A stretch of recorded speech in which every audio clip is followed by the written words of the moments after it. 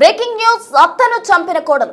విశాఖ జిల్లా పెందుర్తిలో అత్తను హత్య చేసింది ఓ కోడలు. తనను ప్రతిసారి చిన్న విషయంలో కూడా చిరాకు పడుతుందన్న కోపంతో అత్తను చంపేందుకు ప్లాన్ చేసింది కోడలు. అయితే పిల్లలతో కలిసి దొంగ పోలీస్ ఆట ఆడుతున్నట్టు ఆట నటిస్తున్నట్టు కూడా ఆమె ఒక నాటకం క్రియేట్ చేసింది. చివరకు ఆ ఆటలో భాగంగానే అత్తను కుర్చీకి కట్టేసింది కోడలు.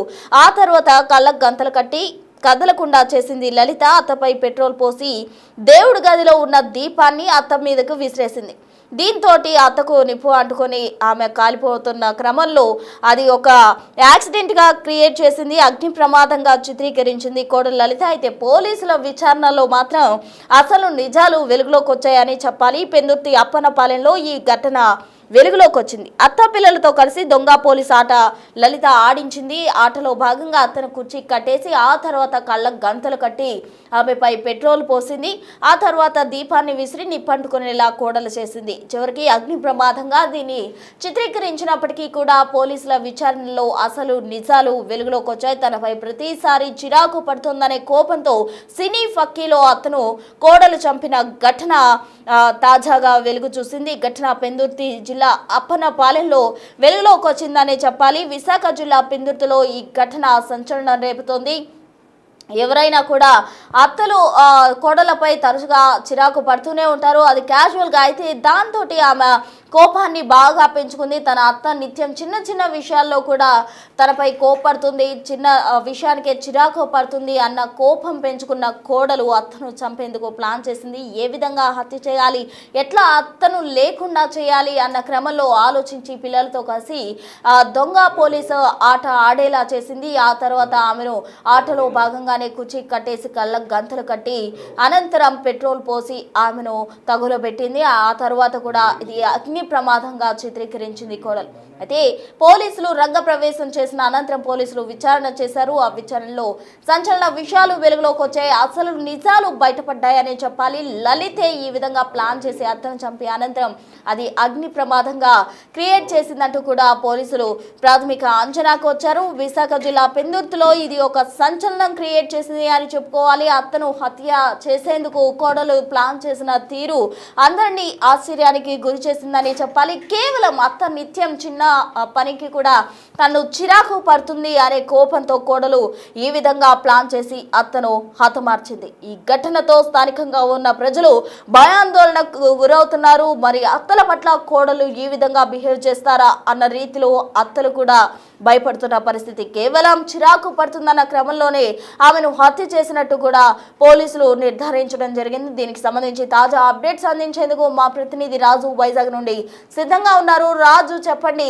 కేవలం చిన్న చిన్న పనులకే తన మీద చిరాకు పడుతుందన్న కోపం పెంచుకున్న కోడలు లలిత అత్తను హత్య చేయడానికి ప్లాన్ చేసింది. ఆ తర్వాత అది ఫైర్ యాక్సిడెంట్ గా క్రియేట్ చేసింది. దీనికి సంబంధించి కోడలకు ఎటువంటి శిక్ష వేసే అవకాశం ఉంది? పోలీసులు ఏమంటున్నారు? సహజంగా గొడవలు జరుగుతూనే ఉంటాయి. ఆ గొడవలు తరచు చూస్తూనే ఉంటాయి. అవి కొంత అంటే వివాదాలు పెద్దవైనప్పుడు విడిపోవడాలు, లేకపోతే భార్య భర్తల మధ్యన ఉన్నటువంటి కొన్ని ఇబ్బందులు ఆ పెద్దల సమక్షంలో పంచాయతీలు చేయడం ఇట్లాంటిది జరుగుతూ ఉంటాయి, మనం చూస్తూ ఉన్నాం. కానీ ఈ పెందుర్తిలో జరిగినటువంటి అప్పన్నపాలెంలో జరిగిన ఈ ఘటన మాత్రం ఒక పక్కా ప్రణాళికతో సినీ ఫక్కీలో హత్య చేసి దాన్ని ఒక అగ్ని ప్రమాదంగా క్రియేట్ చేయడానికి ఆ కోడలు లలిత ప్లాన్ చేసినటువంటి ఘటన వెలుగు చూసినటువంటిది అయితే ఉంది. పెందుర్తిలో ఉన్నటువంటి ముఖ్యంగా అప్పన్నపాలెంలో నివాసం ఉంటున్న జయంతి కనక మహాలక్ష్మి అనే అత్తగారు, వృద్ధురాలు, 66 సంవత్సరాలు ఉన్నటువంటి ఆమెని ఆ కోడలు చాలా ప్లాన్ ప్రకారం అయితే హత్య చేసింది. ముఖ్యంగా చూస్తే హత్య చేయడానికి ఏ విధమైనటువంటి ఆధారాలు దొరకకుండా ఉండాలని ముందుగానే నిర్ణయించుకుని ఇంట్లో ఉన్నటువంటి ఆమె పిల్లలతో కలిసి నాన్నమ్మతో మీరంతా కలిసి దొంగ పోలీసు ఆట ఆడండి, మనమంతా ఆడుకుందాం అని చెప్పి అత్తగారిని ఒక కుర్చీలో కట్టివేసి అటు కళ్ళకు గంతలు కట్టి అదే విధంగా కాళ్ళు చేతులు అన్నింటినీ కట్టేసినటువంటి ఉదంతం ఇది. తర్వాత పూజ గదిలోకి వెళ్లి అక్కడ వెలిగించినటువంటి దీపాలను తీసుకుని వచ్చి పెట్రోల్ పోసి మొత్తం ఏమికైతే అంటించినటువంటి పరిస్థితి అయితే ఉంది. ముఖ్యంగా చూస్తే ఇక్కడ పెట్రోల్ పోసి ఆ దేవుని దగ్గర ఉన్నటువంటి దీపాన్ని విసిరి అంటే వాళ్ళకి కూడా ఏ విధమైనటువంటి ప్రమాదం ఉండకూడదు, అదే విధంగా పిల్లలకి ప్రమాదం సంభవించకూడదు, కానీ వీళ్ళు సేఫ్ అవ్వాలి, అత్తగారు చనిపోవాలనేది ఒక పక్క ప్రణాళిక అయితే రచించినటువంటిది అయితే ఉంది. కాళ్ళు చేతులు కట్టేయడం, కుర్చీ కట్టేసి ఉండడం, అదే విధంగా తన కళ్ళకి గంటలు కట్టేసిన నేపథ్యంలో అసలు ఏం జరుగుతుందో ఏంటో తెలిసినటువంటి పరిస్థితి లేదు.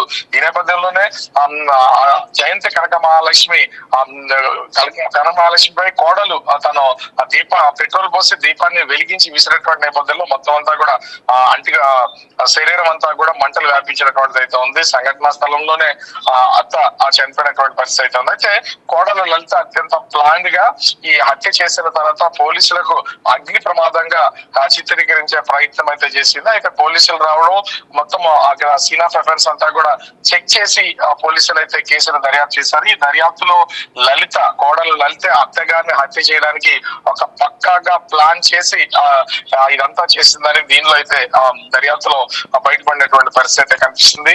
ముఖ్యంగా ఆమె భర్త సుబ్రహ్మణ్య శర్మ, అదేవిధంగా మనవడు అంటే లలిత కూతురు కొడుకు ఇద్దరు కూడా ఇప్పుడు వాళ్ళకి ఏం జరిగింది ఏంటి అనేది తెలియదు, ఎవరికి తెలియనటువంటి పరిస్థితి ఉంది. ఒక నానమ్మ ఆట ఆడుకుంటున్నాం అని పేరు చెప్పి నానమ్మని చంపేసిందని తల్లి తెలిసినటువంటి ఘటన, తన సొంత తల్లిని ఒక భార్య చంపేసిందని సుబ్రహ్మణ్య శర్మ ఇద్దరు కూడా, అంటే పిల్లలు తండ్రి కూడా తీవ్రమైన మనోవేదనకు గురవుతున్నటువంటి పరిస్థితి ఉంది. చిన్న వివాదాలు సహజంగా అత్త కోడల మధ్యలో ఉంటాయి, కానీ ఇక్కడ చిన్న పనులకు చిరాకు రప్పించేలాగా ప్రయత్నం చేస్తుంది. ఆమె మాటలతో గాని చెప్పే పనుల్లో గాని చిరాకు వస్తుంది. ఆ చిరాకు నుంచి బయటపడడం కోసం పెట్రోల్ పోసి అంటించి ఈ విధంగా హత్య చేసినటువంటి ఘటన అయితే ఇప్పుడు కలకలం రేపుతుంది. అక్కడ స్థానికంగా ఉన్న వాళ్ళంతా కూడా భయాందోళనకు గురవుతున్నటువంటి పరిస్థితి ఉంది. ప్రస్తుతం పోలీసులు కేసు దర్యాప్తు చేసి ఆమె అరెస్ట్ చేసినటువంటి పరిస్థితి కనిపిస్తుంది. ఒక పక్క ఎంత దారుణంగా ఈమె అసలు హత్య చేయడానికి గల కారణం ఏంటి అనే కోణంలో కూడా పోలీసులు దర్యాప్తు చేస్తున్నారు. సహజంగా ఇంట్లో ఉన్నటువంటి పూజ గదిలో వెలుగుతున్న దీపాలను తీసుకొచ్చి పెట్రోల్ పోసి, అంటే పెట్రోల్ ముందుగానే తెచ్చుకోవడం, ఇంట్లో స్టోర్ చేసుకున్నటువంటి పొజిషన్ అయితే ఉంది. ఇవన్నీ చేసి ఇంట్లో తన భర్త సుబ్రహ్మణ్య శర్మ లేనటువంటి సమయంలో పిల్లలిద్దరిని కూడా ఆ ఇంట్లోనే ఉంచి నానమ్మతో ఆడుకోమని చెప్పి పక్కా ప్లానింగ్. ఎందుకంటే దొంగ పోలీసు ఆడిన సమయంలో పిల్లలు అంటే దాక్కోవడానికి వేరే ప్లేస్ లోకి వెళ్ళినటువంటి పరిస్థితి ఉంది. ఎవరు లేరని గమనించినటువంటి కోడలు లలిత పెట్రోల్ పోయడం, వెంటనే నిప్పు పెట్టడం, ఒక్కసారిగా దూరంగా వెళ్లిపోయి పిల్లల్ని జాగ్రత్త చేసుకున్నటువంటి ఉదంతం ఇదంతా కూడా పోలీసులు విచారణలో తేలినటువంటి పరిస్థితి ఉంది. మన సంబంధాలు ఎటుపోతున్నాయి ఏంటనేది అర్థం కాదు. కలిసి ఉన్నటువంటి వాళ్ళ చిన్న మనస్పర్ధలకి ఈ విధంగా హత్యలు చేసినటువంటి ఘటన ఇప్పుడు పెందుర్తిలో బయటపడినటువంటి పరిస్థితి కనిపిస్తుంది. ప్రసన్న రాజు అయితే తన భార్య తన కన్న తల్లిని హతమార్చడం, అతని భర్త అసలు ఏమంటున్నాడు, అసలు భార్య ఈ విధంగా చేస్తుందని అతను ఊహించి ఉండడు కూడా. అయితే ఈ విధంగా తన కన్న తల్లిని ఆమె హతమార్చింది. మరి భర్త రియాక్షన్ ఏంటి, అసలు పోలీసులతో అతను ఏమన్నా చెప్పడం జరిగిందా? ఖచ్చితంగా అంటే గత కొంతకాలంగా మొత్తం ఒక కుటుంబం అంతా కూడా ఒకే చోట కలిసి ఉంటున్నారు, ఒకే ఇంట్లో కలిసి ఉంటున్నారు. భార్య భర్తలు పిల్లలతో పాటుగా తల్లి కూడా వాళ్ళతోనే కలిసి ఉంటున్నటువంటిది అయితే ఉంది. కానీ ఈ విధంగా ప్లాన్ చేసి మరి అత్త అడ్డును తొలగించుకుంటది, తన కన్న తల్లినే చంపేస్తుందని మాత్రం ఖచ్చితంగా మా లలిత భర్త సుబ్రహ్మణ్య శర్మ ఊహించి ఉండకపోవచ్చు. 66 సంవత్సరాల వయసు ఉన్నటువంటి వృద్ధురాలు, ఆమె ఏం పనులు చేసుకోలేకపోయి ఉండొచ్చు, కొడుకు మీద కోడల మీద ఆధారపడి బతుకుండొచ్చు. బహుశా అట్లాంటి ఆవిడ్ని ఒక ప్లాన్ ప్రకారం, ఎందుకంటే ఆవిడ అడ్డు తొలగించుకోవాలి, ఇంట్లో ఏ విధమైనటువంటి సఫలు చేయకూడదు. సహజంగా ఏ కుటుంబంలో అయినా సరే పెద్దవాళ్ళు వాళ్ళు అంటే వయసు మీద పడింది కాబట్టి చిన్న పనులు చెప్పడము, పిల్లలు చేస్తున్నా, కొడుకు చేసినా, కోడలు చేసినా చిరాకు పడడం చేస్తుంటారు. ఆ మాత్రం దానికి హత్య చేయాల్సినటువంటి పరిస్థితి లేదు. కొడుకు తల్లిని కోల్పోయి ఆ తీవ్రమైనటువంటి బాధలో, అది కూడా తన భార్య ఈ విధంగా హత్య చేసి చంపేసిందనే దాన్ని జీర్ణించుకోలేకపోతున్నటువంటి పరిస్థితి ఉంది. అనుమానం వచ్చినటువంటి కొడుకు, ఇంటి చుట్టుపక్కల ఉన్నటువంటి వాళ్ళు ఆ కేసుని కొంచెం పోలీసులకి, అంటే ఆమె కదలేనటువంటి పరిస్థితుల్లో వెళ్ళి అక్కడ ఉన్నటువంటి సీన్ ఆఫ్ ఎవిడెన్స్ ప్రకారం చూసినా కూడా హత్య అంటే తనకు తానుగా పూజ గదిలోకి వెళ్లి ఆ మంటలు అంటుకుని చనిపోయే పొజిషన్ అయితే లేదు. దీని మీద అనుమానం ఉన్నాయని చెప్పినటువంటి నేపథ్యంలో చేసిన దర్యాప్తులో ఈ కేసు అంతా బయటపడినటువంటి పరిస్థితి ఉంది. అయితే భార్య హత్య చేసిందని బహుశా సుబ్రహ్మణ్య శర్మ ఊహించి ఉండకపోవచ్చు. Right, thank you Raju. So మొత్తంగా ఈ ఘటన అటు విశాఖ జిల్లా పెందుర్తిలో సంచలనంగా మారిందనే చెప్పాలి. అయితే ఇక్కడ మనం గమనించాల్సిన విషయం ఏంటంటే తన పిల్లలు దాక్కోవడానికి వెళ్లారు. దొంగ పోలీస్ ఆటలో భాగంగా అదే సమయం అదునుగా చూసుకున్న కోడలు అతను ప్లాన్ ప్రకారమే కుర్చీకి కట్టేసి కళ్లకు గంతలు కట్టి పెట్రోల్ పోసి ఆ తరువాత పూజ గదిలోని దీపాన్ని విసిరేసి నిప్పు అంటుకునేలాగా చేసి అనంతరం అది అగ్ని ప్రమాదంగా చిత్రీకరించే ప్రయత్నం చేసింది. అయితే ఆ పిల్లలు కూడా ఊహించుండరు తన తల్లి ఈ విధంగా తమ నాయనమ్మను హత్య చేస్తుంది అని. అలాగే తన భర్త కూడా తన భార్య ఇంత కర్కశంగా తన కన్న తల్లిని పొట్టన పెట్టుకుంటుంది అంటే కూడా భర్త కూడా ఊహించుండడు. అయితే ఇంతటి అమానుష ఘటన మానవ బంధాలు ఎటు పోతున్నాయో కూడా అర్థం కాని పరిస్థితి. అయితే అత్త కోడల మధ్య సహజంగానే చిన్న చిన్న గొడవలు చోటు చేసుకుంటాయి, మనస్పర్ధలు వస్తూ ఉంటాయి, అవి కామన్ గా జరుగుతూనే ఉంటాయి. అత్త కోడలు ఉన్న చోట ఎప్పుడు కూడా వాళ్ళిద్దరూ కలిసి ఉన్న సందర్భాలు చాలా తక్కువగా ఉంటాయి. ఎక్కడ కూడా